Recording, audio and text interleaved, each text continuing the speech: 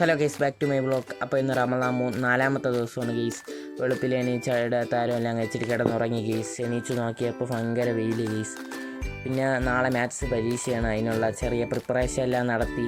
പിന്നെ ഒരു കുളിയും പാസ്സാക്കി ഗെയ്സ്. ആ കുളിയും പാസ്സാക്കി നേരെ കഞ്ഞി വാങ്ങൽ പരിപാടിയാണ്. ഇപ്പോൾ കഞ്ഞി വാങ്ങാൻ വേണ്ടി ഇറങ്ങി നിൽക്കുന്നു ഗെയ്സ്. പിന്നെ കഞ്ഞി വാങ്ങാൻ വേണ്ടി പോയി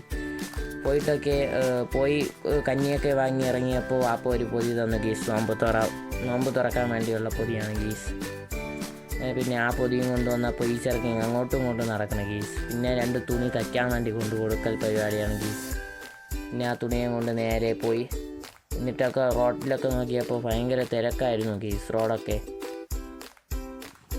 അതോടൊപ്പം പിന്നെ വൈകുന്നേരമായപ്പോൾ ബാങ്ക് വിളി കാത്തിരുന്നു ഗെയ്സ്. അങ്ങനെ ബാങ്ക് വിളിച്ച് തോടിപ്പോയി കഴിക്കൽ പരിപാടിയായിരുന്നു ഗെയ്സ്. നോമ്പ് തുറ സ്പെഷ്യലാണ് ഗെയ്സ്.